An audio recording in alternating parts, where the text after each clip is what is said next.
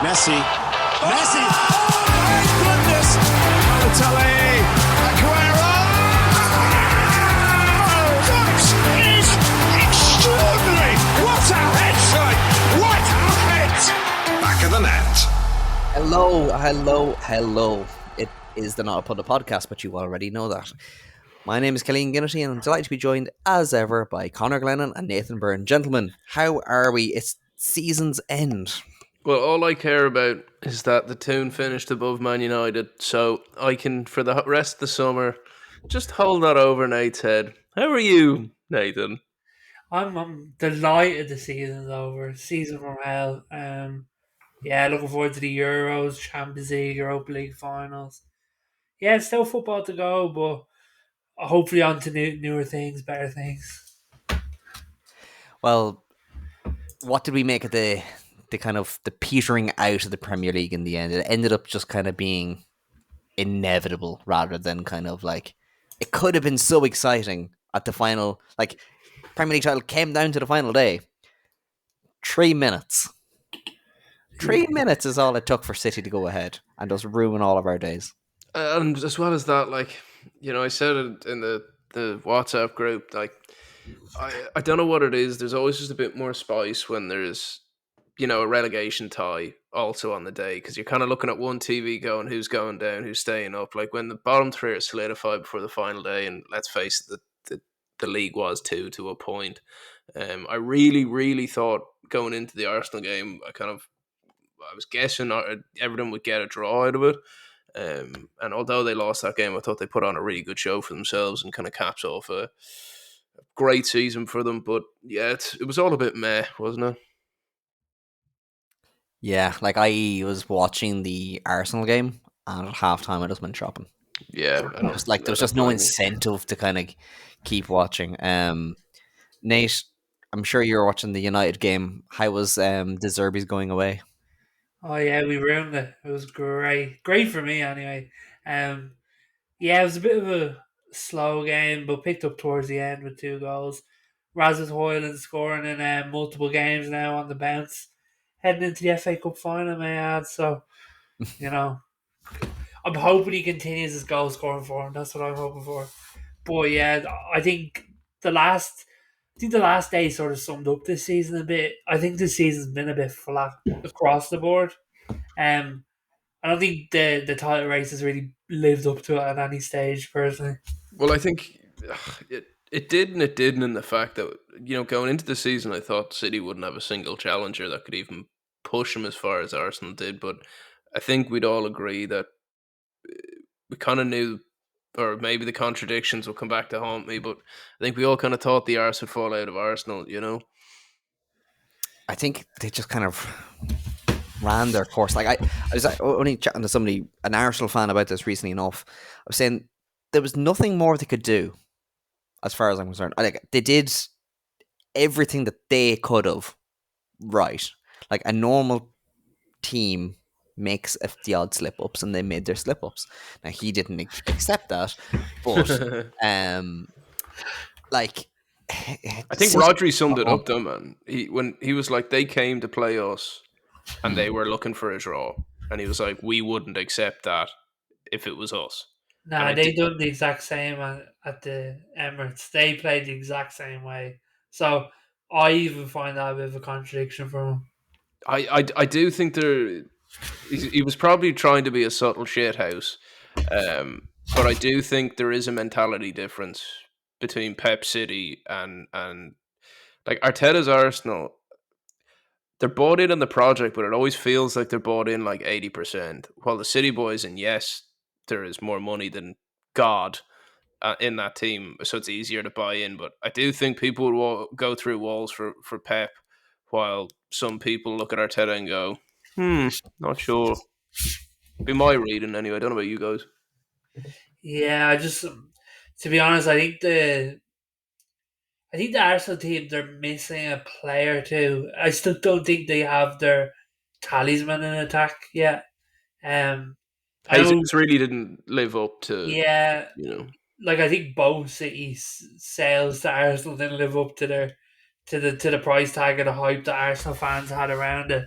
But I do think Arsenal need to go out and get a goal scorer. I think they need to start adding goals to that team. I like Bukayo Saka's good and that, but I don't think he's the talisman they need for a title. You could imagine like an Ollie Watkins or an Ivan Toney do well there. I'd quicker go for Watkins because at least you have the option to kind of play him out as a Tony's as a an Arsenal fan. Yeah, but he's a wanker. Just from every interview I've seen of him, he's Tony, only that's wanker. his words, not mine.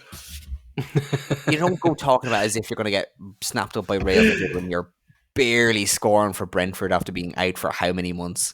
Well, we said it way back after that Stephen Bartlett interview. Like, he had absolutely no remorse. No, absolutely no. But then to like start linking yourself with Madrid, like Yeah. talking about currying favor with a club that doesn't even want you, why Or you're know meant who to you come are. back for the team that's actually stuck by you. Like, I don't like him. He's Like- classless. Yeah, like sure he played for Newcastle, so it's part and parcel. But speaking of being classless, Nathan, I'm going to put you on the spot now Oh god. to be judge, jury, and executioner. We got you to look through some of our predictions, and we didn't do a full kind of like who we thought was going to win or whatever, but we did kind of go through a few. And how did we do? I think he's done decent now. Yeah, it's a bit middle of the road. Some good, some bad, some ugly. Sounds like my leaving cert. Sounds like So my exes.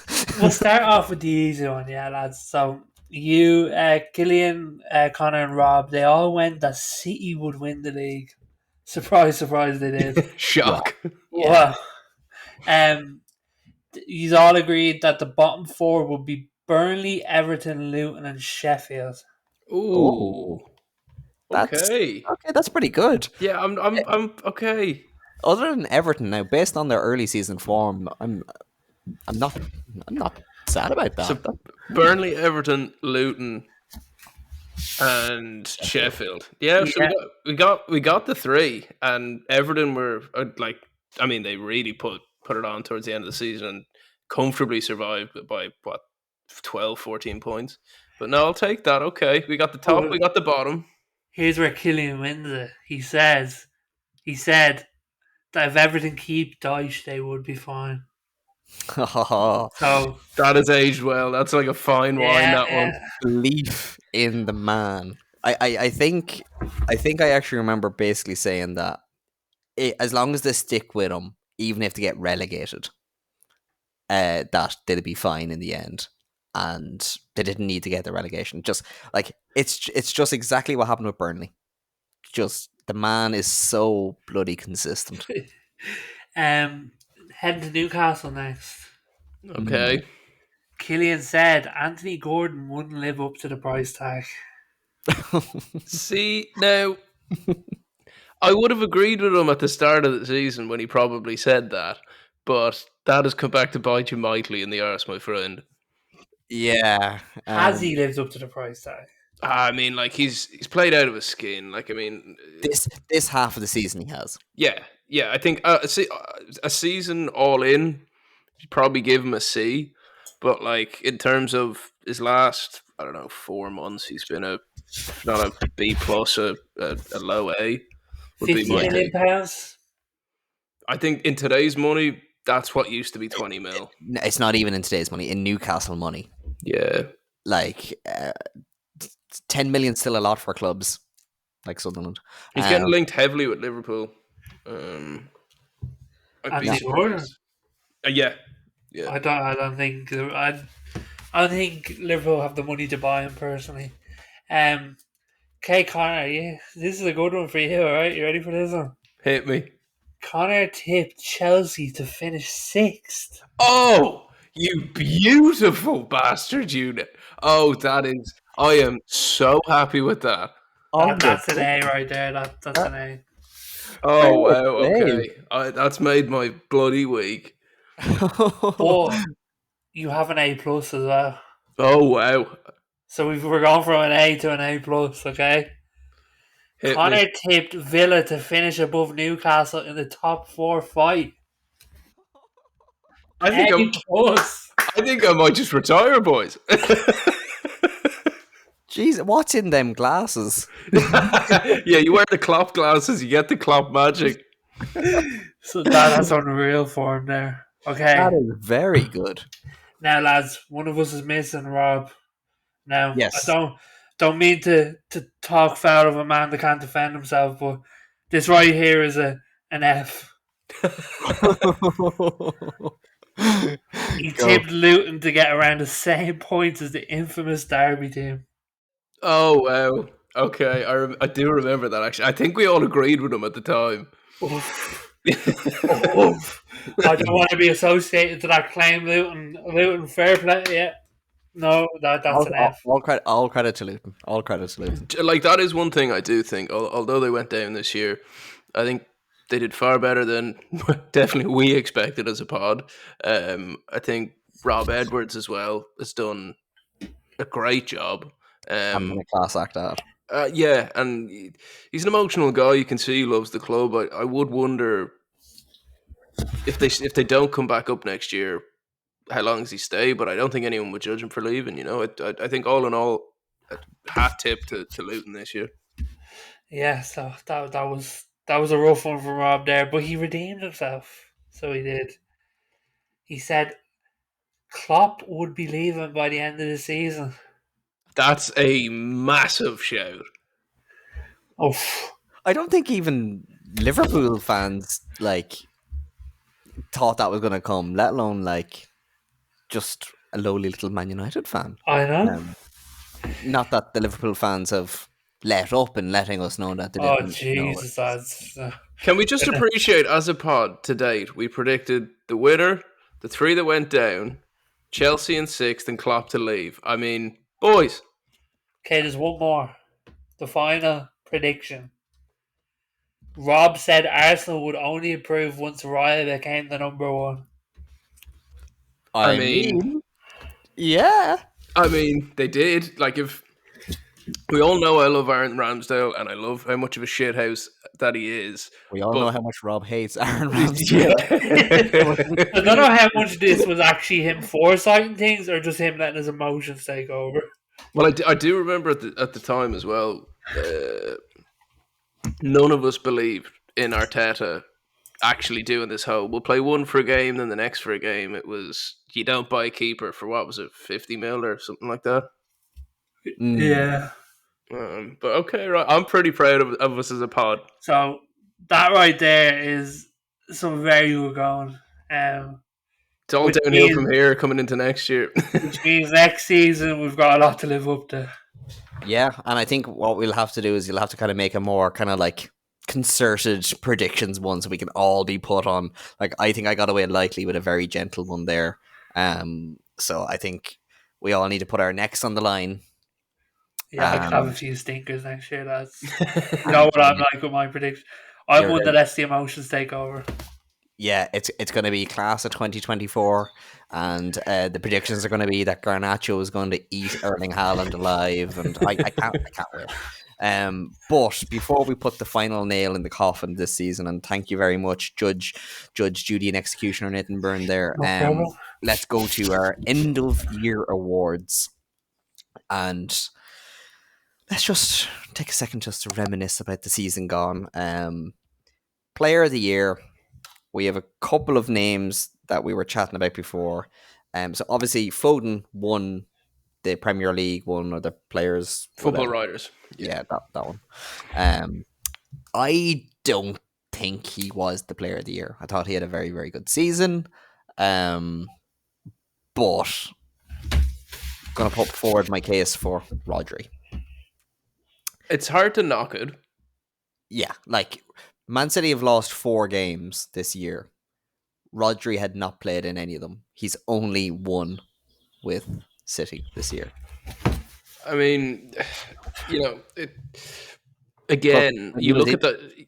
That's when they had their little dip, which they always have, but he was injured for it. And as soon as he came back, they walked it. He is the general of that team. I do think, I put it this way, I don't think Phil Foden is player of the year if Rodri isn't in that team.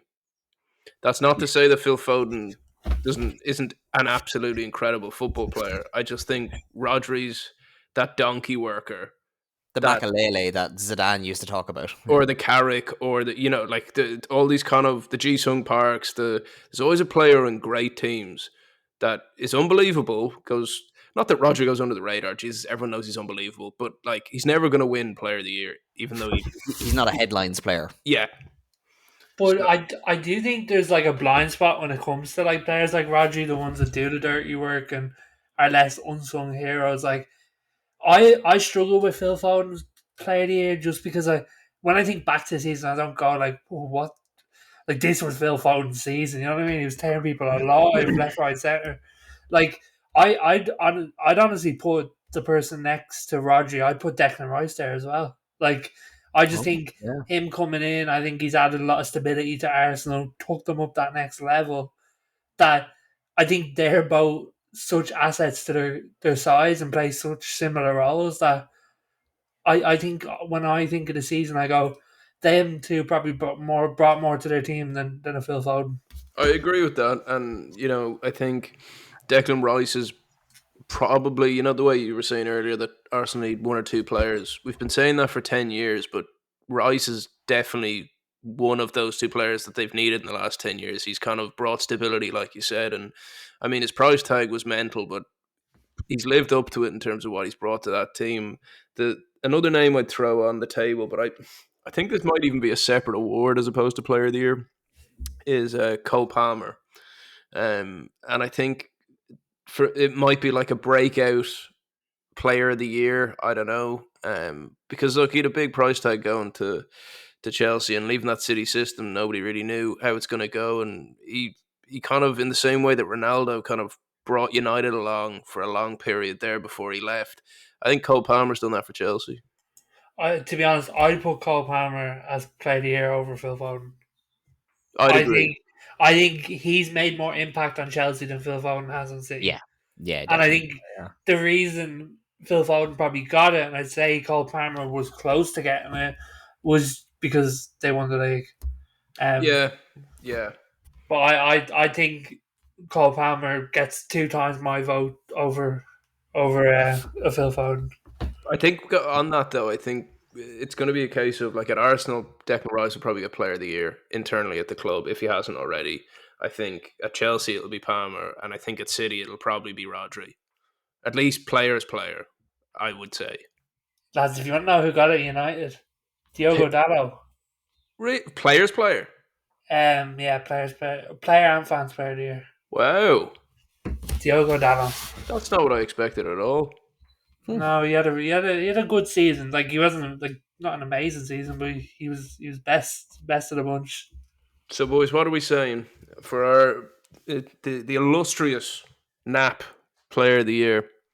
I'm gonna say Palmer. I'm going to say Rodri. I'm just going to put in a very honourable mention to Odegaard. Same kind of reasoning. Rice he's just kind of elevated the squad beyond where it had been, but I think ultimately Rodri has been the player of the year. Ding ding ding! We have a winner. Congratulations, Rodri. You can collect your prize at the top of the hole. Like if Palmer if Chelsea had done more, if Chelsea had gotten top 4, I think Palmer would have walked away with it. But just finishing 6th when you have spent so much, I think finishing 6th could be good for them because it's less the caliber of players they're coming up against. It could give them more time to figure out what the hell is going on at that club, potentially win a trophy if they play their cards right. And especially considering, as just before us coming on the podcast, they sacked Pochettino, which is absolutely mental. So they are starting the project again. That club is, I think it was like 8 managers in 11 years or something. Like, name them. Like Rob made the point a while back that Chelsea team would easily have been 11th, 12th without him. Like, to pull off 6th is like, I'd say, to be honest, he's glad to be out of that club. It's a cesspit. He's probably got a full payout because he wouldn't have left if he didn't. I think his stock has not gone down. while he's at Chelsea. So I don't see anything bad for him. But Jesus, the club looks terrible. And interestingly enough, there was no payoff, which means he could be up for a job straight away. Oh, was in that Well, must have been in his contract. He must have known. there was a deal done, I believe, so that he may have got paid off, or there was a deal done to kind of just get it all finished with. Is from what I Yeah, saw. yeah. Where So does he like, go? There's a couple of jobs out there, boys. if I was To be United, honest, I can't I feel like we're in a position now where we can't even predict where managers are going to go because there's that many free. Well, yeah, you guys wanted Poch for a long time at United. I was United, that'd be exactly where I'd be going. Forget all, just go for him, get the deal done. Tuchel doesn't know what he's doing. Just if Sorry, he, what?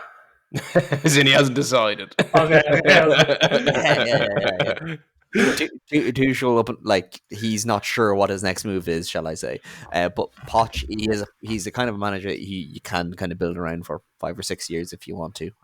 He's good with young players. He's good with players that have attitude problems, which I think.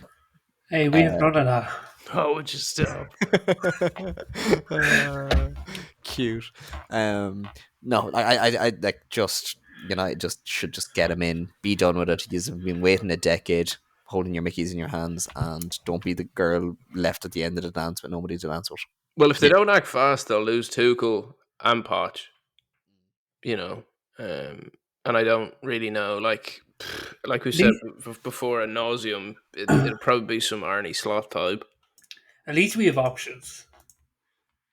And Yeah, I think the options are probably better than Arnie Slot. So I'll leave it there. I don't know if yous have options. There's options out there. No, I think we do.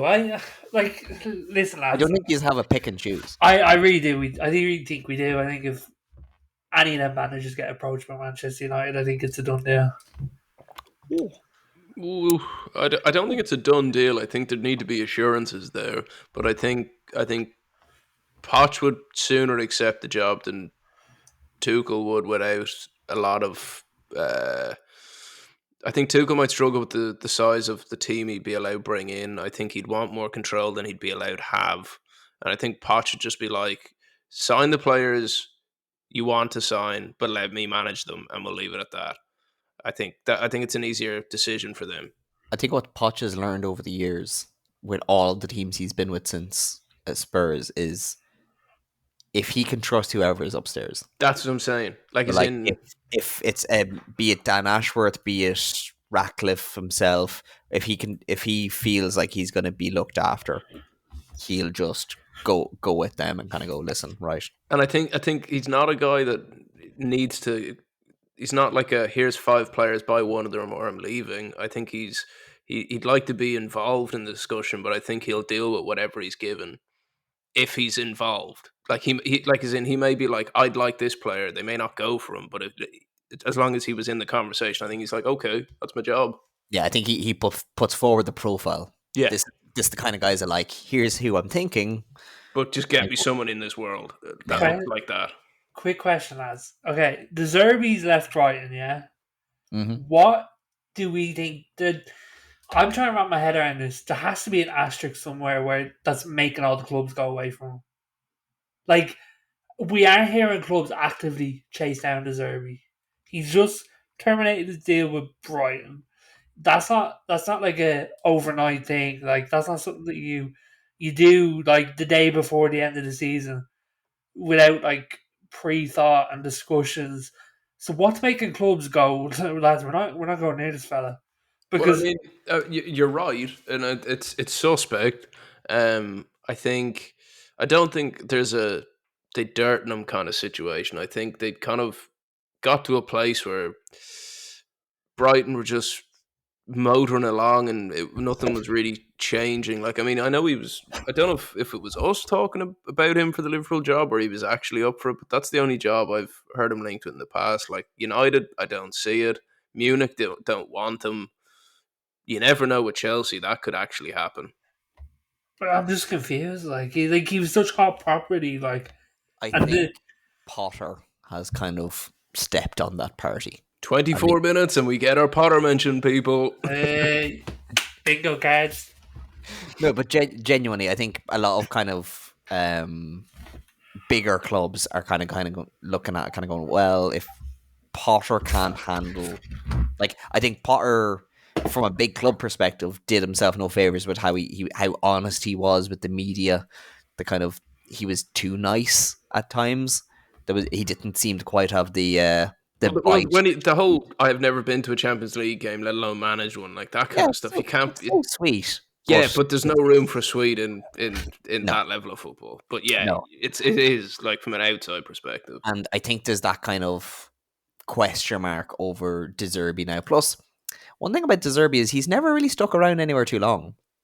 And this is the first time that he's really, really drawn attention to himself in the sense of, like, this is the first time his results have made people sit up. But, like, he's a 43% win rate. Yeah, it's not huge. Bad, but it's 38 wins out of 88. Well, jokes aside, Yeah. Stephen Kenny's was like 30 something, wasn't it? It was like 36 or something. Definitely. Something like that. Yeah. Like, some of the clubs that he's been linked with is Bayern, which I right now I don't think anybody can say whether Bayern want him or not. Apparently they've distanced themselves, but they're running through managers quicker Exactly. than They may not have an option. Barcelona, apparently, if they do get rid of Xavi, AC Milan, apparently, United, he's been linked with. I think And the Juve. asterisk night that you're talking about is, and I think it's the same for Potter after Potter didn't work at Chelsea. I think people think Brighton's success is down to their stats based approach that has nothing to do with the manager. And then in the director of football and C suite people. So I think people are like, Brighton are doing well, not because of their managers, and the managers are getting more out of it than they're giving, is what I think the asterisk is. I could be Yeah, completely talking out my backside here, but I think that's what it is. I just think it's so bizarre that like this guy was the hottest property. Like Twitter would make you believe any club in the world would want him, and now he becomes available and just it's deadpan. Like you can't hear it. And apparently he wants a new club by next season. So We'll see what happens. But I just think it's a bit odd. It is. No, it is. You know, and only time will tell where he lands. And I'd be interested to see who goes in there next. I mean, there's talk of Kieran McKenna. which would be a great fit. But then on the flip side of that, does Kieran McKenna, if Ipswich go up, he has Premier League opportunity with Ipswich. Not that much pressure because, in the last couple of years, all the new teams to come up go back down. And if they go back down, I don't think he loses any stock. So I think he can get the same experience in the Premier League he get at Brighton through Ipswich with less eyes on, and he could always go somewhere else after that. Yeah. I think there's with the Brighton position, I think it'll either be someone we've never ever heard of, like a De Zerbi, kind of like, oh, I think I seen his name on the lower third in a Europa League game, or it'll be, I wouldn't be surprised if Graham Potter went back. Stranger things have happened, yeah. Yeah. Or I do think that maybe like a Corbrion or a Cifuentes from West Brom and QPR. I think they might just I think they're going to do something clever. I don't think they're going to do anything big. Although, like, they could surprise people and kind of go for like a Ruben Amorim somewhere in the middle. Yeah, I didn't actually. He kind of fell off, didn't he? Like it was the whole. He was the next Liverpool manager. Then it seems like they made a U-turn on him. Then he said no to West Ham because I think he didn't like the bad PR of going for two jobs at once. But like, it seems like he's 1 foot out the door. Yeah, but I think even with players, most are in the Portuguese league. It is a step up league. Yeah. Nate, for our next award, Unsung Hero of the Year, Oof. who are you putting forward? I am putting forward Andre Onana. Oof. This guy has faced 600 shots this season. Like, that should be a crime in itself. Like, this poor fella has been subjected to That's borderline assassination Oh attempting. my, yeah, and like, I know people have questioned some shots and stuff, but like to be where he was at the end of the season, with I know we had -1 goal difference at the end, but like Did you? to be honest, it doesn't look so bad when you face 600 Yeah, shots. yeah.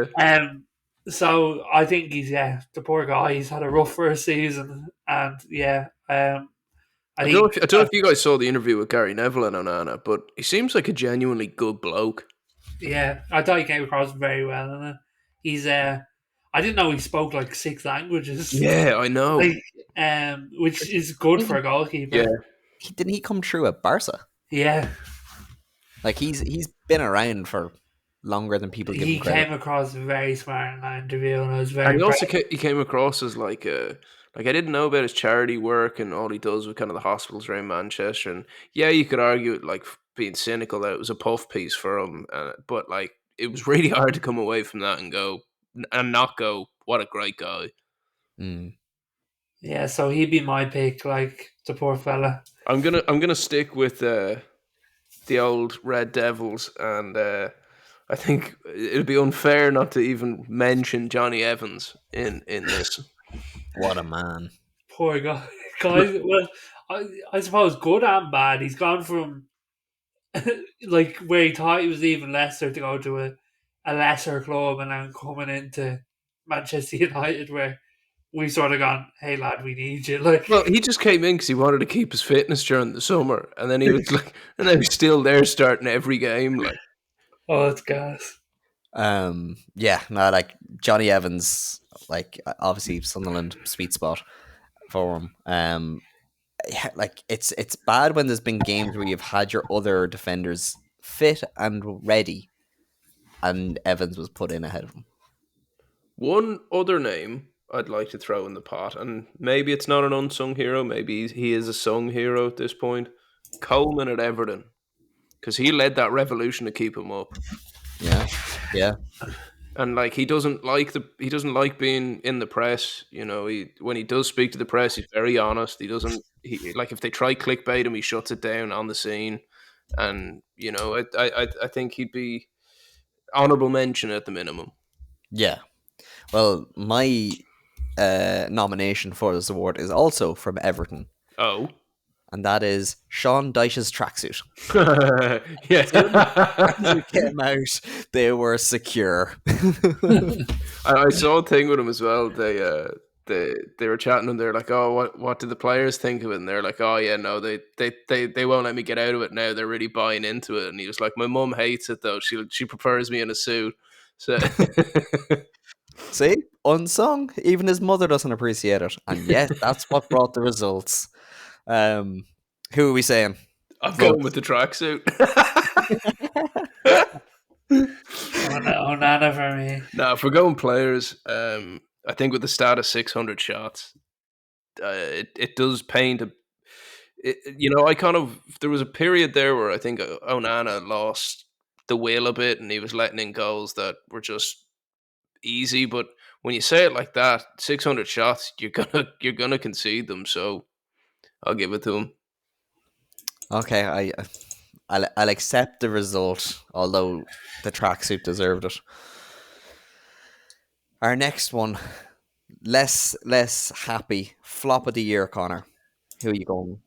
So you could go two ways with this. You could go club or you could go player. I think just throw them all in. I think well, I think if we're going club, the one that really comes to mind, and I think Nate will back me on this one, is he's not the biggest fan of the manager, is Brentford. I think they really struggled this year.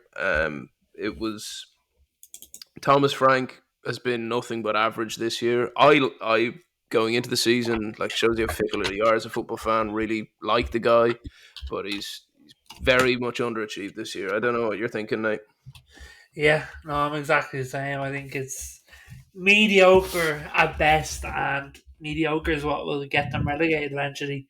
Um, I know it was tough not having Tony at the start of the season, but I think they're that established now that they should be a bit higher up the table. So yeah, they be my flop of the year as well. If we're going club, anyone to add in, Kill? Club wise, not really. Burnley came to mind just because they didn't bother changing their system for the entire season when it wasn't working. Yeah, I guess. Yeah.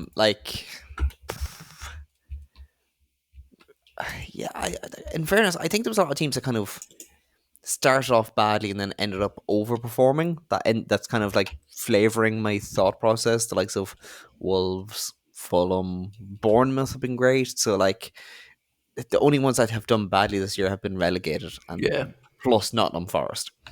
And can we all just appreciate for a second how relieved the Premier League must be that Everton and Forest stayed up? Because with the points deductions, they don't even have to worry about it. Yeah, no, there'll be no Appeals. appeals or court cases, Yeah. a la Sheffield and West Ham from back in the day. If we're I going think player, who are you saying? so. I have a few kind of thoughts about this. I think flop of the year, realistically, is the gutters in Old Trafford. Wow, cheap shot that is. Yeah, Manchester but it was had a a nil draw. it was a well rehearsed cheap shot. That was proper. Yeah, I like that. Been waiting for so long. Like Tonali, I think has been a flop. Like the club should have done their due diligence and should have seen that this was a possibility of coming, and then they spent 60 million for a player not to play. Yeah, and he had such promise at the start. Like, as in, he is a great player, but it's call him a flop harsh probably, but it doesn't mean he isn't one.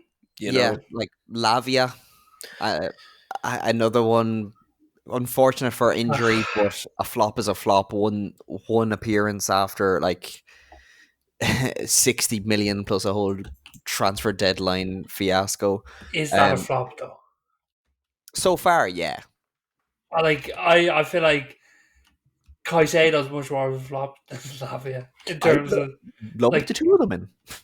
yeah, but at least we saw Caicedo actually be a flop. You know what I mean? And there is one other name, and like, as far as I'm concerned, flop a year doesn't have to be a new signing. Put it that way. Like the Gutters, they weren't new, evidently. Casemiro, yeah. Flop after flub. And at least he doesn't have another 4 years on his contract at 400 grand a week. You know, it's easy to get rid of him. Worried if you were a fan. 2 years. Is it 2? Yeah. Either way, it's a lot of money, my friend. I can't see past Casemiro, to be honest. Towards the end of the season, it just became laughable, and I don't know if he's a flop because his legs are gone or he's just can't be arsed anymore. I don't know. Neither's good enough, but one of them's recoverable. He made the team worse with him being in it. I think no matter what, for whatever reason, when he was in it, the team was worse. He was playing out of position though. Still, man, he's won 5 Champions Leagues. He can't be that piss poor. Like, bro was playing centre back because I would have fucking 8 of them were injured. Like at the end of the year. No, but he played about like 8 games there.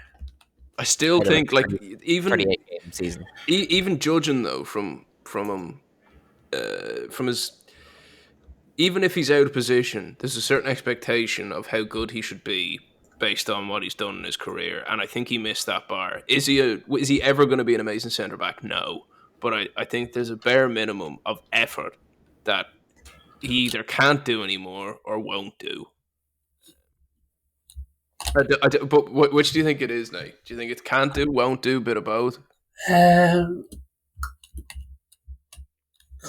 bit of both, I'd say. To be honest, I just don't know where we're at. Like, my biggest worry is like I don't know where the team's at if we're all fit. You know what I mean? Like, I don't know if him not having 2 first choice centre backs behind him makes a difference. Like, because last year it did, you know what I mean? Like, last year he looked really good. So it's like, where's his downfall coming to the people around him rather than just him? Like, I still think there's a player in there. Well, that's something. I think there's a player in there, just not for the Premier League. I think the Premier League has gone past him physically, and you could argue this is where the other midfielders for United should have been making more around him. And like I had said at the beginning of the year, the likes of Bruno Fernandes, you can't afford to. Like Bruno Fernandes is the player you carry to enable him to do things well. You can't have him and a Casemiro in a squad because you have to carry one, you can't carry the Yeah. other. And yeah, I think there might still be a player in there. I don't think United are going to see it again, and I think it's just his body is caught up with him. Most importantly, and the pace of the Premier League just means that in my books he's flop of the year. I would agree. Um, I do think Caicedo though is a shout. But I That, think that price tag is weighing heavy. profile of club and responsibilities of the player, it's Casemiro. that dejection. Where to If you go? want, Where do United go?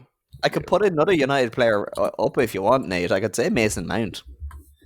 But he's been injured. Like I'm struggling to give it to people that are injured. I can't lie. Who you saying? Caicedo, 80 million. It's such a big price tag, isn't it? Connor, you're the deciding vote. You've kind of given a little bit of love to both sides. I would have to say Casemiro, and it's not to annoy you, Nate. It's just he full on capitulated compared to the year before. Like Caicedo, somewhat stayed at the same level. Like I mean, wasn't amazing the year before. United got a good one and a bad one now, so it's all leveling out. A quick one, underdog of the year. I'm gonna say Gary O'Neill. Oh, Nobody expected him to do what he did, that's and he a did. fair He one. had, a, he had a very solid season when people were kind of laughing at him, kind of being a throw the British manager in there and he'll steady the ship. Didn't think of him. That's a very good one, young man. It's hard to see past that. I think, looking at my notes here, I was kind of leaning towards Everton. Yeah. Kind of just, I mean, it's one of those funny ones, right? Because, like, I just said at the start of the year, Everton should stay up. It's an expectation. There's no reason they should be there. So, if anything, that's kind of like a failure. But I think through terrible owners making terrible decisions both financially and managerially until they brought in Sean Dyche. You through that you get points deductions. Like there was multiple times this season where I truly thought Everton were done. Down and out. Yeah. And whether you say that Sean Dyche is the underdog, Everton's the underdog, I don't know. And then again, honourable mention to Luton, probably Rob Edwards. No one expected him to even. There was a hot minute there where it was touch and go for them to stay up. So yeah, I think you're probably right with Gary O'Neill. I don't know about you, Nate. Yeah, Gary O'Neill's really surprised me, especially bouncing back after the Bournemouth sacking. I think it showed like he's a quality operator. That could have killed him. That really could have killed him. Especially because like he was sacked for basically doing good, which is the funniest thing. So like that could have really been the nail in the coffin where he's like, Jesus, there's nothing I can do. Like, do you know what I mean? I'm doing well. I'm still getting sacked. So I think he's been superb, and I think he's probably due an upgrade in a couple of seasons to move on to the next level. I know you mentioned him for United potentially down the road. Good job, maybe. Jesus, that's a big jump. God, Big United, isn't it? So, are we unanimous in that one? Yeah, I think it's Gary O'Neill. Gary O'Neill, underdog of the year. 2 more awards, gentlemen. Who is our shithouse of the year? The player or person or team even who just love to rile people up. Well, I think the shithouse of the year on the Not a Pundit podcast goes to Mr. Killian Ginnity. There's no better man for stirring the pot.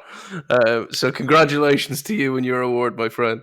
Thank you very much. I'll be updating my LinkedIn momentarily. Now, do you have any names? Because I have a load. So if you're struggling, I can fire a few at you. I have one, and I'm going to probably butcher the pronunciation of it. Maupe. Neil Mope. He is a tremendous shithouse. And I think he does it in a way that's at least humorous. It's not Sergio Ramos, just an absolute bastard. There's more comedic value to it and a bit more wind up merchant. Who you saying? So I have a couple here. Nate, do you have any names to put forward before I go through my freaking encyclopedia? I think Martinez from Aston Villa. I just think he's funny. Like he's genuinely just funny. Like, him or Mope would be mine. So I have the Newcastle ball boy who wouldn't let Kudus use his chair for his celebration. That was top quality shithousery. Yeah. I thought. Jordan Pickford. Like that celebration versus Liverpool. These are good one-off shithouses, but to get shithouse of the year, you need continuous shithousery. This next one, the next two are connected, and they are sort of one-offs, but I think just the level is so good that it deserves to be in contention. Go on. One of them is Notts Forest. In general? For tweeting at and accusing a Luton fan and all that kind of crap. But just, he didn't do it before, he hasn't done it since, but perfectly timed, perfectly comedically executed. And at a time when all eyes are on him, Ashley Young for causing the Notts Forest tweet and then posting that he was listening to Cry Me a River by Justin Timberlake. I mean, they're all honourable ones. I think I might just do this to boost Nate's sorrows of finishing below the tune. But can we add Man City into the shithouse of the year for 115 charges and winning a treble and probably a double in 2 years? Boys, I actually have one, and I think these guys are going to win it. Jason Tyndall. Oh, yes. Yes. Yep. Yes. There we go. Jason Tyndall. That is how did I not even think of it? That is just, there's no question. Well done, Jason Tyndall. Well, I think I'm proposing for next year that we rename the award the Jason Tyndall Award. Shithouse of the year. It literally came to me at the last second. I was like, how do we not say this? And speaking of named awards, Killian, I bow down to your naming of this final award.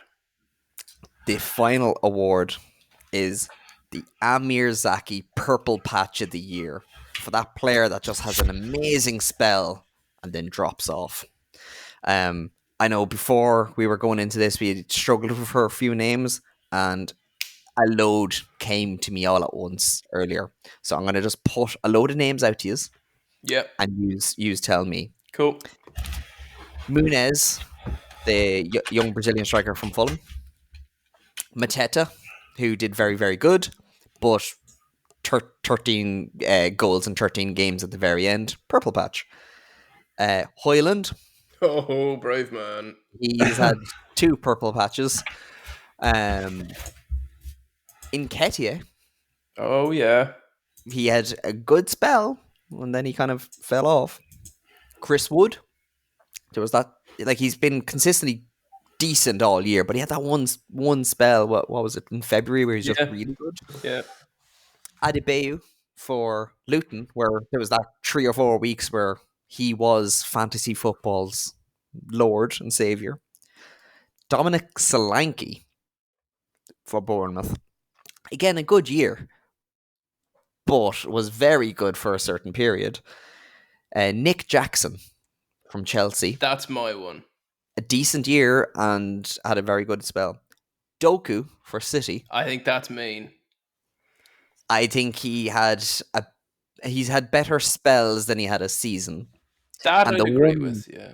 the one that hurts me to include Evan Ferguson.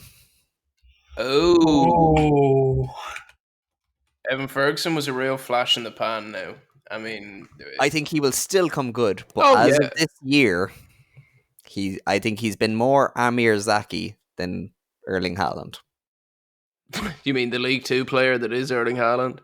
Yeah, like no, we're talking about gods, Egyptian gods, and Amir Zaki for that. I would be flipping a coin on Nick Jackson and Evan Ferguson. Now you say it.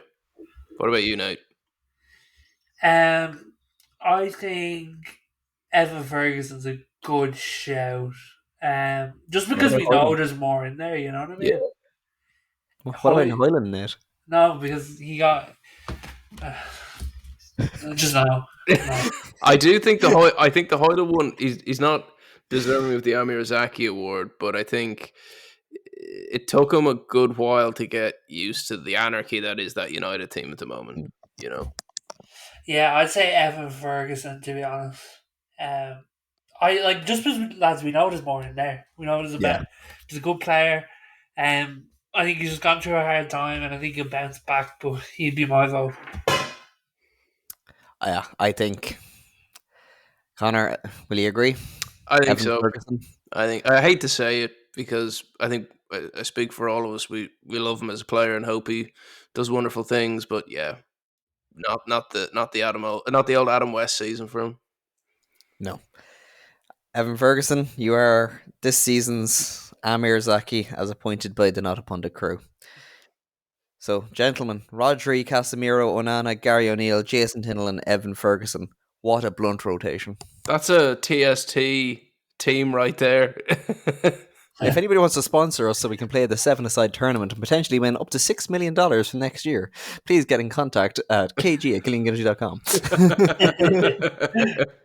Or if you want to just give us £6 million, please contact us too. We'll accept that, yeah. We'll have to go back into the show.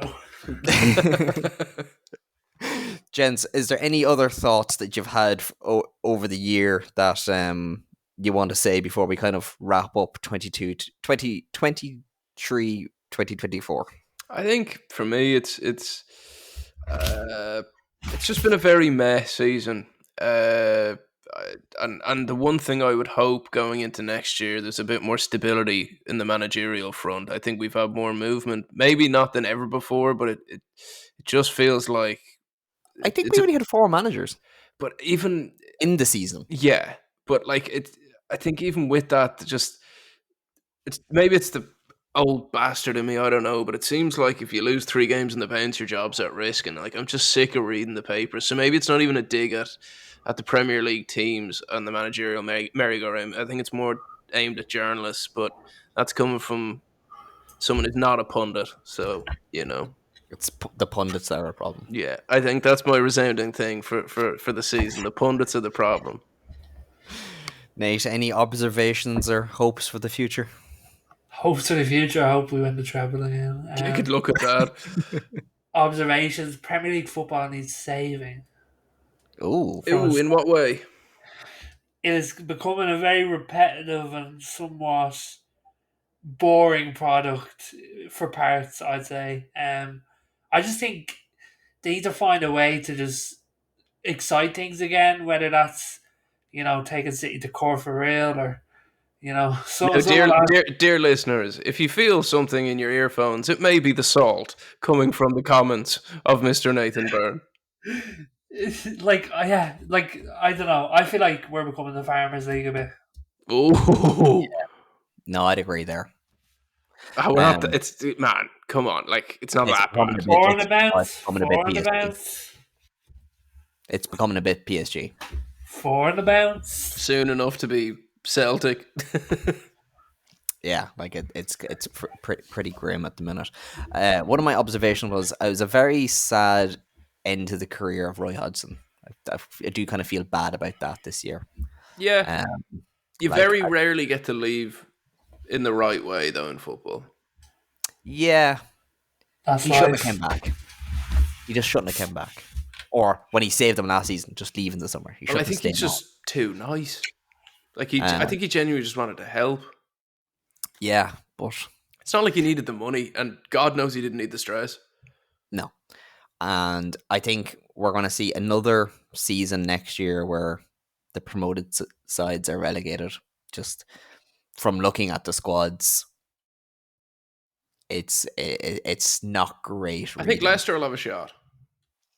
A shot is the best I could say. I think they could be like a Luton in the sense that look fine for part of the season and may ultimately falter. They may not.